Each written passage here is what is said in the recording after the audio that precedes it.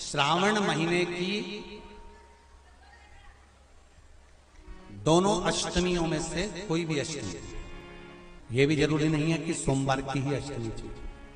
श्रावण महीने की दोनों अष्टमियों में से कोई भी अष्टमी को बेर के पत्ते पर लाल चंदन, बेलपत्री के पत्ते पर पीला चंदन, शमी के पत्र पर केवल कोई चंदन लगाने की जरूरत नहीं, सादा केवल एकदम कुछ भी उसमें लगाकर नहीं, सिंपल। महाराज शमी के 5 पत्ते औषधि के रूप में लिए जाते। पर कोई कहे कि शंकर भगवान भांग का नशा करते हैं, तो ये संसार के लोगों को समझा देना कि शिव भांग का नशा, मेरा भोलेनाथ भांग का नशा नहीं। 2 बार पशुपति व्रत कर लिए, आपने ये कर लिया, आपने प्रदोष कर लिया, आपने सोमवार कर लिया, आपने सारे अनुष्ठान कर लिए, बहुत सारे उपाय भी करे, तो गुरुवार के दिन अगर शिव जी के मंदिर में पानी चढ़ाया जाए, जल चढ़ाया जाए, तो घर में विद्वत्ता का अनुभव होता है। महाराज शादी नहीं हो रही है, बहुत समय से लगन देख रहे हो, शादी नहीं हो रही, बहुत समय से परेशान हो गए कि विवाह ही नहीं हो रहा, हम तो टेंशन में पड़ गए, लड़की 28 साल 30 साल का लड़का हो गया, विवाह नहीं हो रहा, कुछ मत करो। श्रावण महीने की अष्टमी तिथि आए तो अशोक सुंदरी वाली जो जगह है वहां पर हल्दी की 7 बिंदियां लगा दो, लड़का लड़की का हाथ उस बिंदी पर रखवा दो, उसका नाम गोत्र बोलो, उसी हल्दी में उसके हाथ पीला करवा दो, और पीपल के पेड़ पर उस हाथ के 5 छापे पड़वा दो, 3 महीने में विवाह पक्का हो जाता है। महाराज उसका इतना, अशोक सुंदरी के उस हल्दी का इतना प्रमाण। विकलांग है, डॉक्टर ने कहा इस बच्चे का विकास नहीं हो रहा, बच्चे की बुद्धि काम नहीं कर रही है,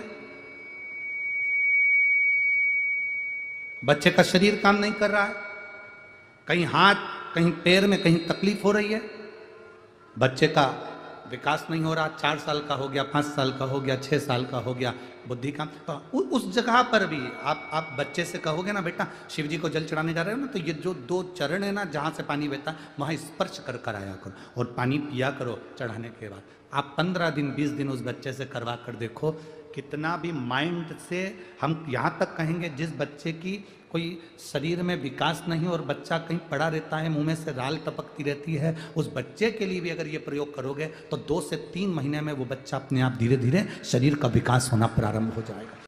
हर महीने आता, जब आपके हृदय में कभी कोई बात आ जाए कि बाबा आज मेरा मन ये कह रहा है और आपको सुनना है बाबा, आपको स्वीकारना है बाबा, आपको मेरे मन की बात जानना है बाबा, बस हाथ में चंदन लगाया, बेलपत्री का भाग इस तरह से पकड़कर शिव जी से अपने हृदय की बात कहकर, मेरे देवादिदेव महादेव से दिल से कहकर, अशोक सुंदरी वाली जो जगह होती है, आपको बताया है अशोक सुंदरी का जो स्थान होता है, ये शिवलिंग, यहाँ अशोक सुंदरी की जगह, इस बेलपत्र को अशोक सुंदरी वाली जगह पर जहाँ शिवलिंग है, शिवलिंग की साइड पर पहले नंबर की पत्ती का मुख होना चाहिए, बस उसको रख दीजिए और उस पर थोड़ी देर हाथ रखकर अपने हृदय की बात मेरे महादेव को दिल से कहकर आ जाइए कि अष्टमी या अगला प्रदोष या अगली शिवरात्रि जब आती है, मेरा महादेव आपकी मनोकामना का भाव पूर्ण करता जी का मंदिर तुम जा रहे हो, शिव जी पे जल चढ़ाने के लिए जा रहे हो, तो निवेदन है बीच में तुम्हारी मौसी, काकी, मामा, फूफा, सहेली, रिश्तेदार का नातेदार, बेस्ट फ्रेंड किसी का भी घर पड़ जाए,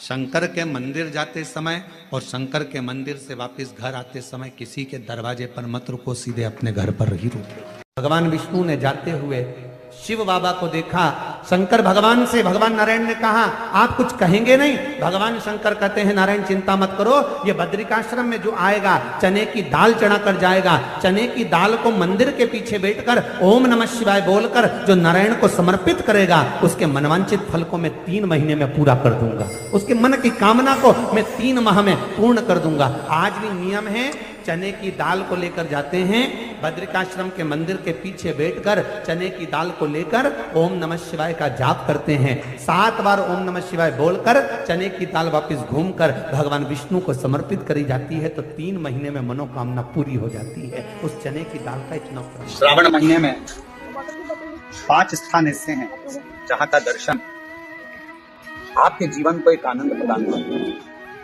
पहला है बेलपत्र के वृक्ष के नीचे जाकर ऊपर की ओर मुख कर बेलपत्र का दर्शन करें। यह आपको जीवन में सुख प्रदान करेगा। दूसरा है शिवालय के नजदीक में पहुंचकर भगवान शंकर के शिखर का दर्शन करना। तीसरा है मंदिर के अंदर शिवालय में पहुंचकर नंदी का दर्शन करना। चौथा है भगवान शंकर के मंदिर में पहुंचकर जो जलाधारी लगी होती है, डमरू त्रिशूल रखा होता है, उसका दर्शन करना। और पांचवा है मेरे देव अधिदेव महादेव के शिवलिंग का दर्शन करना। ये हमारे जीवन को एक आनंद और सुख प्रदान करता है। श्री शिवाय नमस्ते।